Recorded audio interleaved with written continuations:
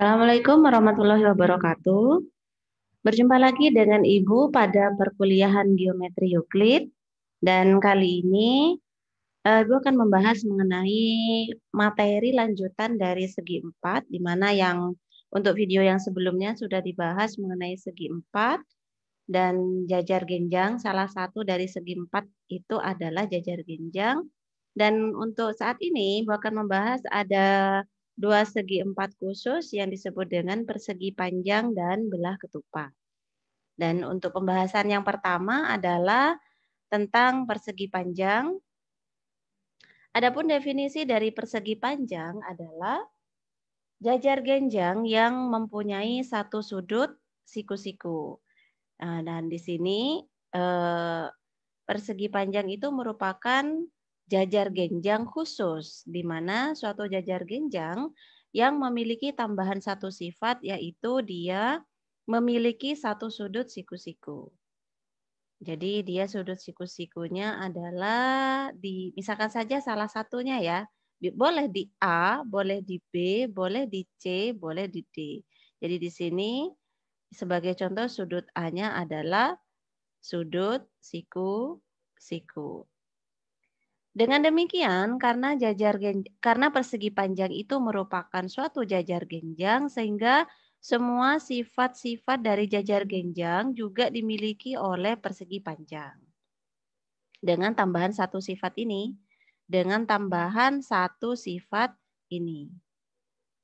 Sehingga adapun sifat-sifat dari persegi panjang, karena tadi persegi panjang merupakan suatu jajar genjang, maka semua sifat jajar genjang juga dimiliki oleh persegi panjang. Yaitu yang pertama, dua pasang sisi yang berhadapan sejajar.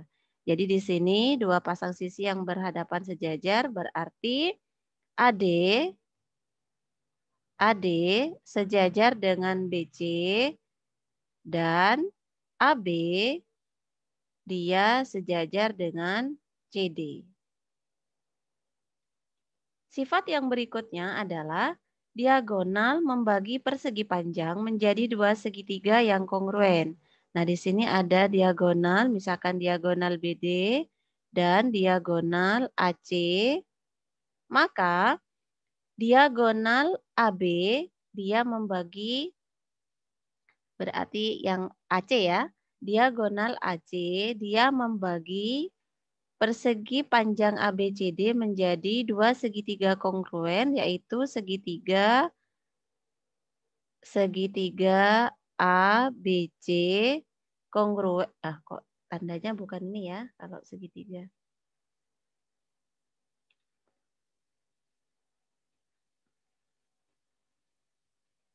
Segitiga ABC kongruen dengan segitiga ACD. Kemudian untuk diagonal BD dia membagi persegi panjang ABCD menjadi dua segitiga yang kongruen, yaitu segitiga ABD kongruen dengan segitiga BCD. Nah, seperti itu.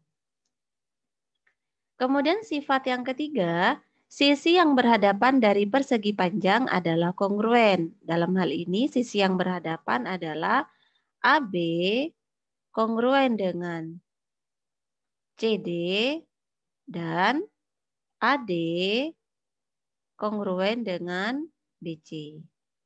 Nah, seperti ini. Kemudian sifat yang lainnya adalah, yang ini dulu yang keempat ya. Sudut yang berhadapan dari persegi panjang adalah kongruen. Berarti sudut A dia kongruen dengan sudut C dan sudut B dia kongruen dengan sudut D. Kemudian sifat yang kelima, sudut yang berdekatan dari persegi panjang saling bersuplemen. Artinya di sini sudut yang saling berdekatan adalah sudut A dengan B saling bersuplemen, sudut B dengan C saling bersuplemen, sudut C dan sudut D saling bersuplemen, dan sudut A dengan sudut D juga saling bersuplemen. Diagonal dari persegi panjang saling membagi sama besar. Nah, berarti di sini diagonalnya kan tadi diagonal AC, diagonalnya kan AC ya. Dan diagonal BD, misalkan ini berpotongan di titik O, maka diagonal AC dan BD saling membagi sama panjang. Berarti di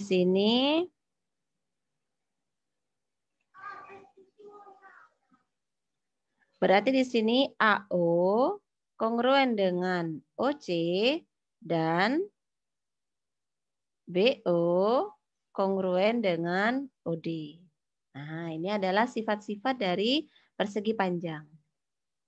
Ada tambahan sifat khusus dari persegi panjang yang membedakan dari jajar genjang bahwa di sini semua sudut dari persegi panjang adalah siku-siku.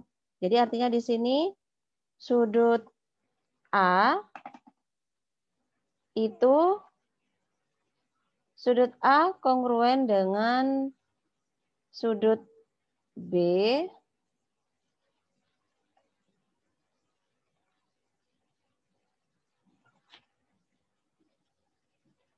Jadi di sini karena semua sudut dari persegi panjang adalah siku-siku, berarti sudut A siku-siku, sudut B siku-siku, sudut C siku-siku, dan sudut D dia siku-siku.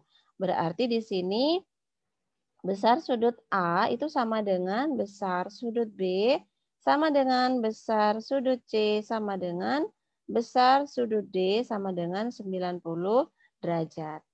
Jadi itu adalah sifat khusus tambahan dari persegi panjang.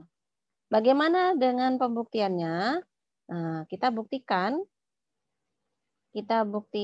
teorema 1 ini kita gunakan definisi dari persegi panjang. Nah, definisi dari persegi panjang bahwa salah satu sudutnya dia memiliki salah satu sudut yang siku-siku. Jadi menurut definisi persegi panjang memiliki satu sudut siku-siku. Siku-siku misalkan sudut A-nya yang siku-siku, yaitu besarnya 90 derajat. Kemudian kita gunakan sifat yang kelima. Sifat yang kelima itu kita bisa gunakan yang ini. Sudut yang berdekatan dari persegi panjang saling bersuplemen. Jadi kita bisa gunakan sifat yang ini. Jadi kita bisa gunakan yang sudut berdekatan, sudut A dengan sudut B saling bersuplemen ya. Kita gunakan sudut dengan menggunakan sifat 5, yaitu bahwa sudut yang berdekatan dari suatu persegi panjang adalah saling bersuplemen, maka kita gunakan sifat itu, maka besar sudut A ditambah besar sudut B sama dengan 180 derajat. Kemudian berdasarkan ini ya, kita substitusi, besar sudut A-nya adalah 90 derajat. Besar sudut B-nya kita cari, sehingga kita peroleh besar sudut B-nya juga 90 derajat. Sehingga sudut B-nya pun juga siku-siku. Kemudian kita gunakan lagi sifat persegi panjang menurut sifat persegi panjang yang keempat, yaitu sudut-sudut pada persegi panjang yang berhadapan adalah kongruen. Kita bisa gunakan kalau kita gambarkan ini AB, CD, persegi panjang ABCD. Sifat yang keempat bahwa sudut yang berhadapan kongruen, ini dengan ini kongruen, berarti kita bisa gunakan bersifat keempat, maka besar sudut C itu pasti sama dengan besar sudut A, yaitu 90 derajat. Kemudian, yang ini dengan ini berhadapan sehingga juga kongruen. Berarti ini besar sudut D kongruen dengan sudut B sehingga besarnya sama. Besar sudut B tadi adalah 90 derajat. Sehingga ini misalkan ini persamaan 1, ini persamaan 2. Jadi dari 1 dan 2, dari 1 dan 2 diperoleh besar sudut A sama dengan besar sudut B sama dengan besar sudut C sama dengan besar sudut D sama dengan 90 derajat. Dengan kata lain, atau ya semua sudut persegi panjang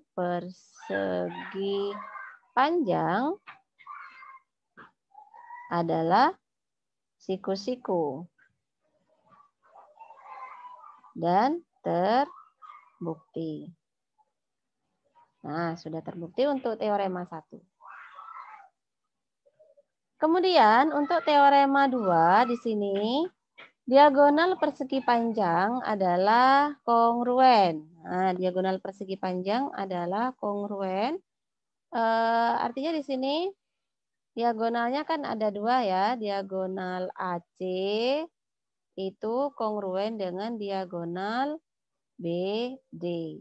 Nah, jadi ini teorema 2-nya.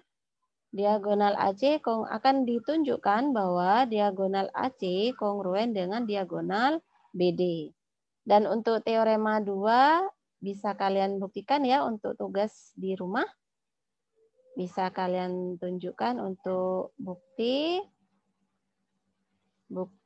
teorema 2 adalah tugas mahasiswa. Tugas mahasiswa. Kemudian untuk contoh soalnya di sini, contoh soal 1, panjang diagonal dari suatu persegi panjang adalah 7x dan 5x plus 12. Tentukan panjang dari setiap diagonal persegi panjang. Nah, berdasarkan sifat pada teorema 2,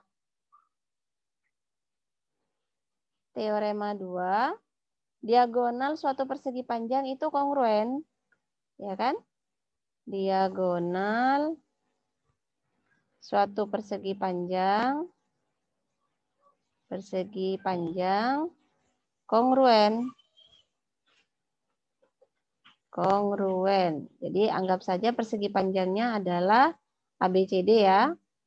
Persegi panjang ABCD, misalkan saja AC itu adalah 7X, kemudian BD itu adalah 5X. Sehingga 5X plus 12, sehingga karena diagonal suatu persegi panjang kongruen, maka AC akan sama dengan panjang AC itu akan sama dengan panjang BD. Sehingga kita tinggal substitusikan AC-nya adalah 7X, BD-nya 5X ditambah 12. Kita selesaikan, ini menjadi 2X sama dengan 12, X-nya sama dengan 6. Sehingga kita bisa dapatkan panjang diagonal persegi panjangnya boleh disubstitusikan ke salah satu persamaan. Misalkan saja saya substitusikan ke AC sama dengan 7X sama dengan 7 dikali 6 sama dengan 42. Jadi diagonal suatu persegi panjangnya adalah 42.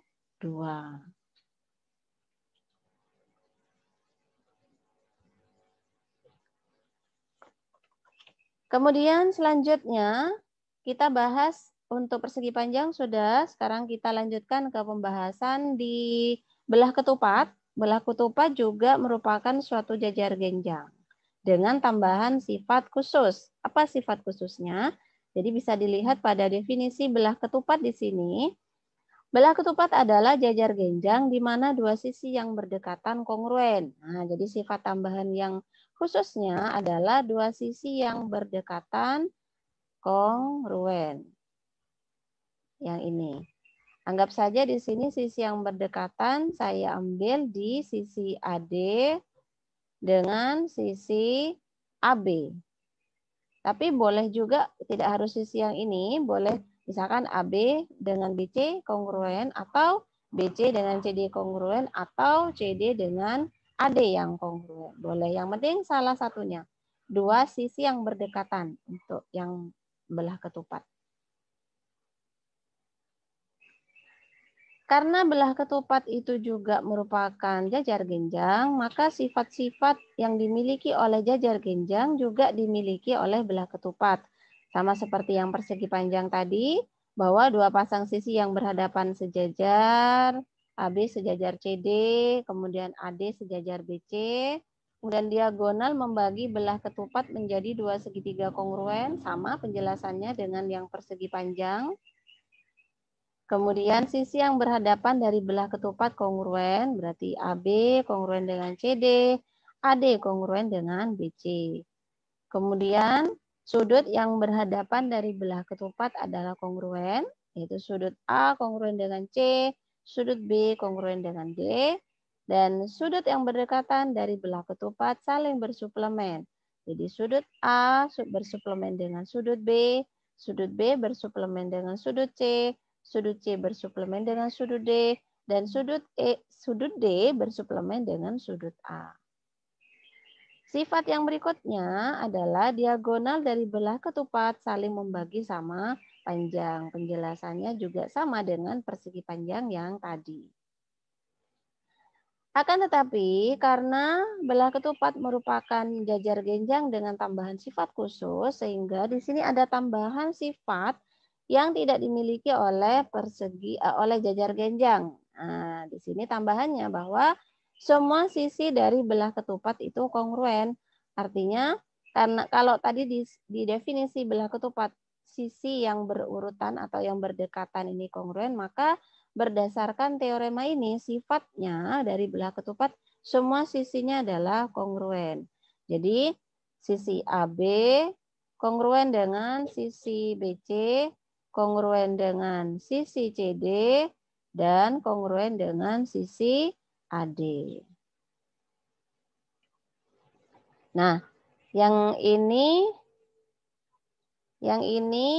Ibu yang buktikan. Jadi untuk teorema ini saya yang buktikan. Di sini kita bisa menggunakan definisi ya. Dari tadi yang diketahui. Berdasarkan definisi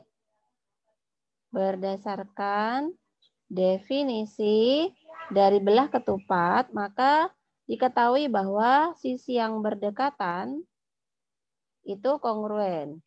Saya ambil AB kongruen dengan AD. Nah, anggap saja ini persamaan 1. Kemudian kita gunakan sifat belah ketupat yang nomor 3. Menurut sifat belah ketupat yang ketiga, yang menyatakan bahwa sisi yang berhadapan itu kongruen. Nah, sisi yang berhadapan itu kongruen menurut sifat belah ketupat, maka kita dapat diperoleh bahwa AB kongruen dengan CD, kemudian AD kongruen dengan BC. Nah, anggap saja ini persamaan 2 dan 3. Sehingga dari 1, 2, dan 3 berdasarkan sifat kongruensi, maka diperoleh maka diperoleh bahwa semua sisinya kongruen. Jadi AB kongruen dengan AB, kongruen dengan AD, kongruen dengan BC, kongruen dengan CD. Dengan kata lain, semua sisi dari belah ketupat itu kongruen dan teoremanya terbukti. Kemudian sifat yang berikutnya ada teorema 4, diagonal dari belah ketupat saling tegak lurus. Jadi kalau di sini ada diagonal AC dan diagonal BD, maka ini akan saling tegak lurus. Jadi berdasarkan sifat ini, AC akan tegak lurus dengan BD. Nah, kemudian untuk pembuktiannya, Ibu serahkan sebagai tugas mahasiswa ya. Cara pembuktiannya kita bisa menggunakan sifat-sifat ini cluenya. Kalian bisa menggunakan sifat dari segitiga yang kongruen. Nah, kemudian ini clue yang pertama, kemudian kalian bisa gunakan sudut saling bersuplemen.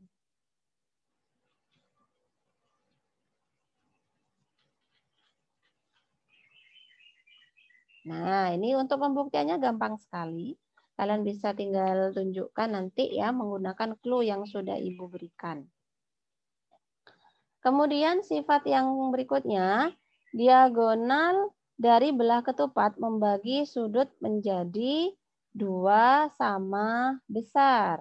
Jadi di sini kalau ada diagonalnya ini, diagonal AC, nah, misalkan saja diagonal AC, dia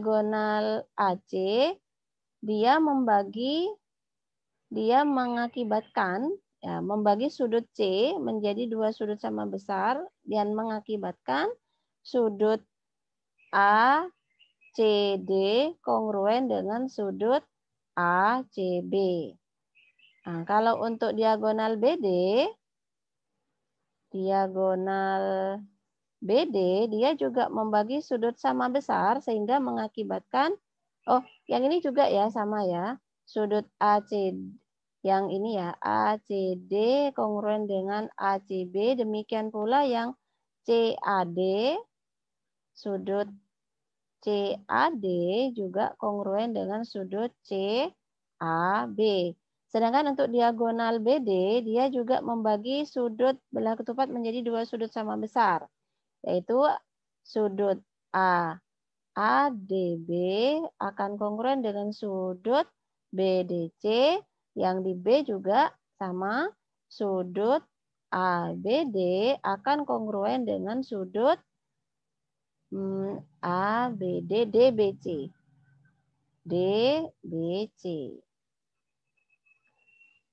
Dan untuk pembuktiannya, untuk pembuktian teoremanya, Ibu serahkan kepada mahasiswa untuk tugas di rumah. Untuk pembuktiannya, tugas mahasiswa. Jadi untuk pertemuan kali ini tugasnya ada 3 ya. Tugasnya ada 3 untuk membuktikan teorema tadi, teorema 2, teorema 4, teorema 5. Kemudian untuk contoh soalnya di sini, PQRS adalah sebuah belah ketupat dan besar sudut PQR adalah 60. Buktikan bahwa PR membagi belah ketupat menjadi 2 segitiga sama sisi. Nah, kita gambar terlebih dahulu supaya gampang. Langkah pertama, kalian gambar dulu belah ketupat PQRS. Kemudian yang diketahui adalah besar sudut PQR ini adalah 60 derajat. Besar sudutnya. Buktikan bahwa PR membagi belah ketupat menjadi 2 segitiga sama sisi. Jadi, kalian harus menunjukkan, yang perlu ditunjukkan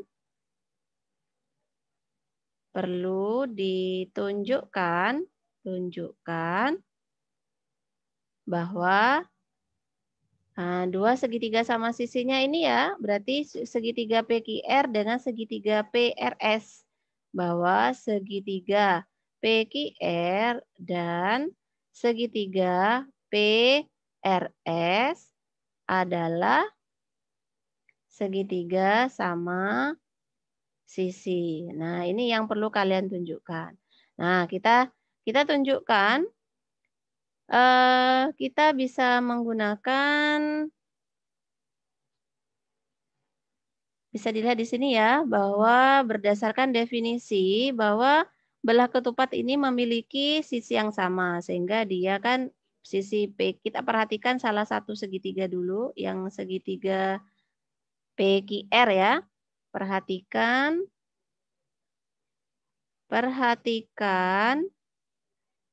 segitiga PQR. Nah, di sini berdasarkan definisi menurut sifat ya, sifat bukan jajar genjang, sifat belah ketupat bahwa semua sisi dari belah ketupat itu sama, maka diperoleh PQ itu kongruen dengan QR. Sehingga karena PQ kongruen dengan QR, maka segitiga PQR adalah segitiga sama kaki. Maka segitiga PQR adalah segitiga sama kaki. Akibatnya sudut di kakinya juga kongruen ya. Sudut-sudut di kaki segitiga sama kaki itu kongruen. Akibatnya, nah sudut di kakinya tuh ini dengan ini. Akibatnya sudut QPR kongruen dengan sudut QRP. Nah, kongruen ya. Kalau kongruen artinya dia besar sudutnya sama. Kemudian kita gunakan jumlah sudut segitiga. Gunakan teorema jumlah ukuran sudut segitiga. Ukuran sudut segitiga itu adalah 180. Maka kita bisa peroleh berdasarkan ini ya, berarti besar sudut PQR ditambah besar sudut QRP ditambah besar sudut RPQ. Nah, berarti PQR. Jadi kita tadi ada PQR ya, ini di sini PQR. Ini dengan ini kongruen, ini 60, ini dengan ini kongruen. Nah, maka besar sudut PQR ditambah besar sudut QRP ditambah besar sudut RPQ sama dengan 180. Kemudian besar sudut PQR itu kan diketahui tadi 60 derajat. Kemudian ditambah besar sudut, nah ini tadi besar sudut RPQ dengan QRP itu kan kongruen, sehingga kita bisa gunakan, kita bisa substitusi ya. Jadi ini kan kongruen ini. QRP, karena ini kongruen bisa Ibu tulis besar sudut QRP seperti ini. 180 derajat. Kemudian ini kita selesaikan bersamaannya ini tambah ini menjadi 2 kali besar sudut QRP. Ini tinggal kita selesaikan. Kedua ruas sama-sama dikurangi dengan 60 sehingga ini menjadi 120 derajat. Berarti besar sudut QRP sama dengan 60 derajat. Karena kongruen sehingga besar sudut RPQ juga sama dengan 60 derajat karena dia kongruen dengan QRP. Nah, sehingga ketiga sudutnya ini kan 60 derajat. Karena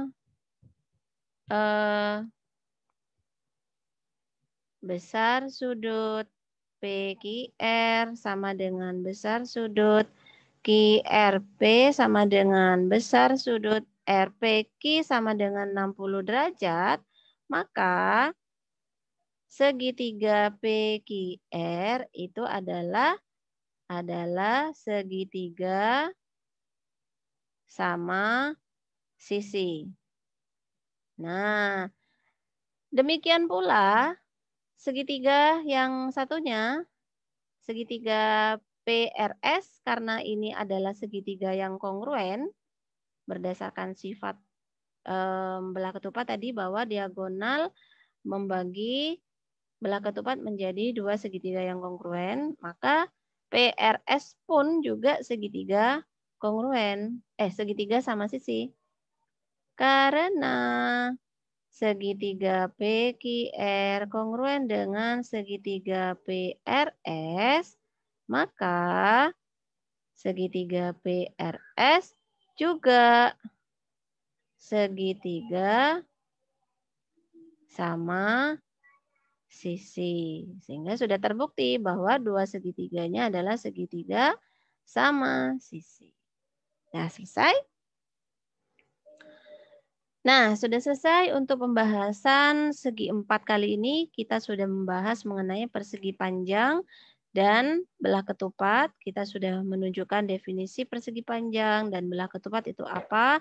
Dan kedua bangun tersebut merupakan turunan dari jajar genjang dengan tambahan sifat-sifat khusus. Sehingga semua sifat-sifat pada jajar genjang juga termuat pada sifat-sifat dari persegi panjang dan belah ketupat. Untuk pembahasan segi 4 yang berikutnya, yaitu persegi dan trapesium, kita bahas di video berikutnya. Sampai jumpa pada pertemuan berikutnya. Assalamualaikum warahmatullahi wabarakatuh.